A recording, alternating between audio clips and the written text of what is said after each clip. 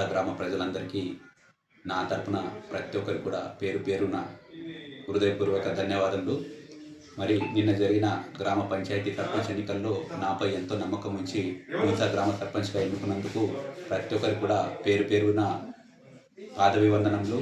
మరియు నాపై ఎంతో నమ్మకం ఉంచి మూసా గ్రామ సర్పంచ్గా ఎన్నుకున్నందుకు మీ నమ్మకాన్ని వమ్ము చేయకుండా గ్రామాభివృద్ధికి కృషి చేస్తానని, మీ అందరి సహాయ సహకారంతో మన గ్రామాన్ని అభివృద్ధి పథంలో నడిపిస్తానని మీ అందరికీ నేను హామీ ఇస్తున్నాను.